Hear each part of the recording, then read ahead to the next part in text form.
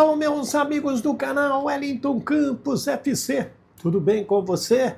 Pois é, segunda-feira, 22 de dezembro, temporada brasileira de futebol fechada. Então é hora de começar a saber quem sai do nosso time, quem chega para o nosso time, quem contratou o quê.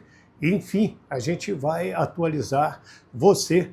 Vamos falar do Vasco da Gama, rescisão de contrato, um já é oficial, a outra está encaminhada, vai chegar quem de reforço? Vamos falar de grana, vamos destrinchar essa renda do Maracanã e também falar sobre quanto o Vasco faturou com a Copa do Brasil. Quero falar também a respeito do Diniz, que deu uma entrevista coletiva muito legal. Se você quer acompanhá-la toda, está aqui no nosso canal.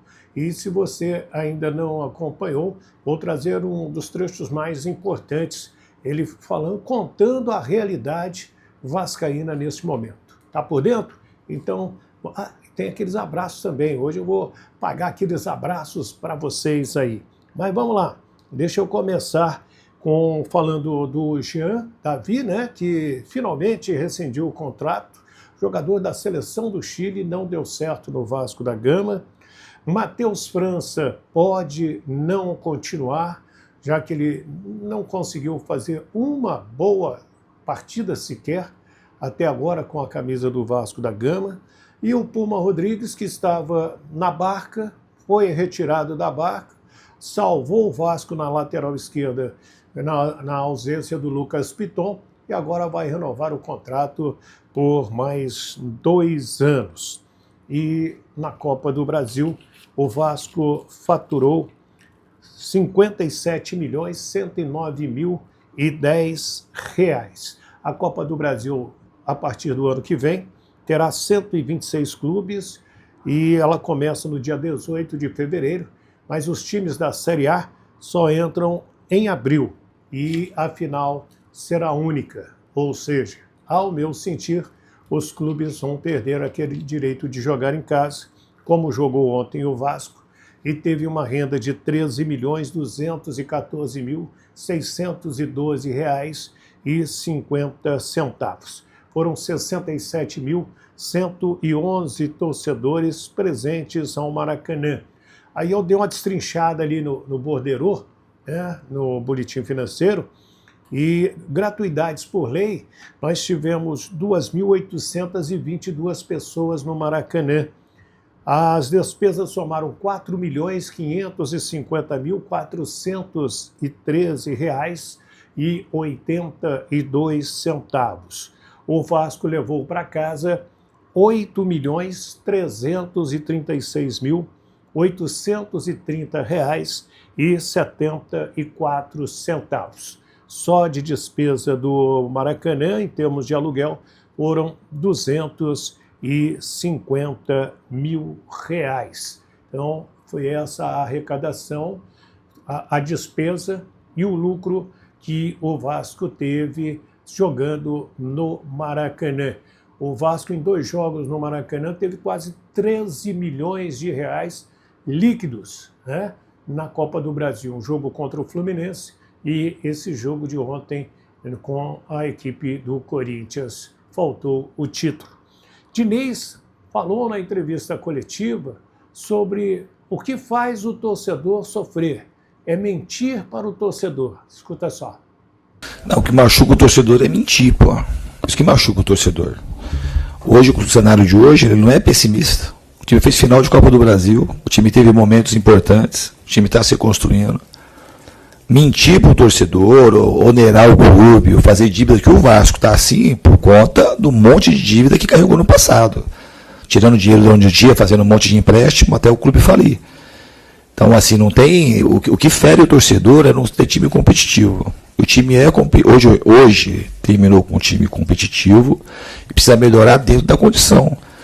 Não é que é um cenário pessimista, é um cenário real. Pode ser. Aí vamos ver como é que vai se provar o ano que vem. Que não adianta falar, e você sabe disso, como é que vai falar que vai contratar jogador por 20, 30 milhões de euros hoje? Não tem. Se a gente conseguir segurar o Ryan, a gente tem que dar graças a Deus. que é o que eu quero que aconteça. Porque se a gente vender o Ryan, a gente não vai contratar outro. Não vai contratar. O Ryan vai ser, hoje o Ryan deve valer 40 milhões de euros. Como a gente vai contratar um jogador de 40 milhões de euros? Então o que a gente tem é que trabalhar muito, tentar acertar pontualmente em contratações, como a gente acertou na janela do meio do ano.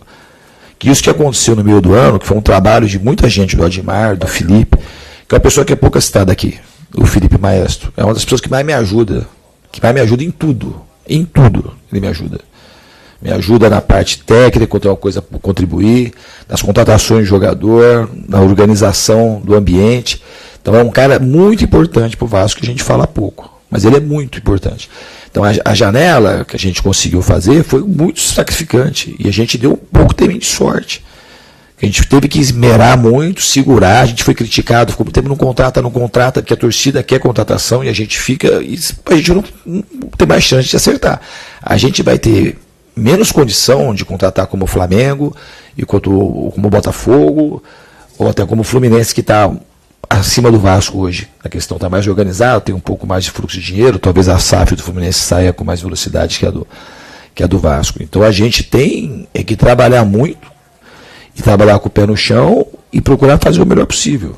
E a gente tem que tirar no trabalho. A gente tirou essa diferença de quase ter um título importante, a gente poder disputar a Libertadores, tirou no trabalho de campo e trabalho de muita gente fora do campo. Aí você coloca aí o Clauber, o Aldimar, o Amodeu e o pessoal do staff, todo mundo trabalhando. Uma coisa, por exemplo, do Vasco, a gente terminou a temporada sem ninguém no DM, tirando as lesões traumáticas de cirurgia. Foi o Matheus Carvalho, o Jair, o Piton, que graças a Deus não é cirúrgico, mas teve um entorse importante no joelho, e o Adson teve uma fratura. Fora isso, estava todo mundo em condição. Então, no departamento de fisiologia, o departamento de saúde do Vasco, liderado pelo Caldeira, é uma coisa que funciona muito. A parte de gestão das nossas logísticas de viagem também funciona bem, a gente está tentando melhorar cada vez mais os campos. E o Pedrinho, você já sabe, o Pedrinho dá a vida. A vida é o que mais trabalha, no sentido, é o que mais se expõe, inclusive pessoalmente, para ajudar o Vasco. Agora, não tem milagre, Nick. Não adianta assim, a gente achar. O Pedrinho, alguém tem alguma suspeita de que o Pedrinho é um cara honesto, que é um cara que ama o Vasco. Um cara que disponibiliza seus bens pessoais para poder ser presidente do Vasco. E o pessoal que está aí por trás, esse pessoal que está na diretoria do Vasco, todo mundo é apaixonado pelo Vasco, e os caras não ganham dinheiro com o Vasco. Os caras tiram o tempo deles para poder ajudar o Vasco, que estão ajudando. E eu tenho a maior alegria de fazer parte disso. Tenho mesmo. Eu acho que aqui no Vasco não tem mais dinheiro. Mas assim, é um lugar que tem muita profundidade nas coisas, tem honestidade, tem boa vontade. E eu acredito muito nesse processo do trabalho. Obviamente, se tiver um pouco mais de recurso financeiro, ajuda todo mundo. Porque o futebol é feito de grana. E todo mundo sabe disso. E aí, você concorda ou não com o Fernando Diniz? É essa a realidade vascaína? Você está esperando grandes reforços para esta temporada que vem? Ou vamos ficar aí esperando o que pode aparecer, né? E Ryan vai embora quando? Se é que vai agora? Então, são detalhes importantes que a gente está trazendo e quer a sua opinião. Deixa eu falar sobre os outros times, porque o Botafogo anunciou o técnico de 40 anos, o argentino Martín Anselmi, está contratado, passou recentemente pelo Futebol Clube do Porto. E o Fluminense está acertando o James, zagueiro do Mirassol. Ele está custando aí para o Flu 4 milhões de dólares, por 70%, cerca de 22 milhões, e vai fazer um contrato de 5 anos. E o Felipe Luiz pediu 2 milhões e 300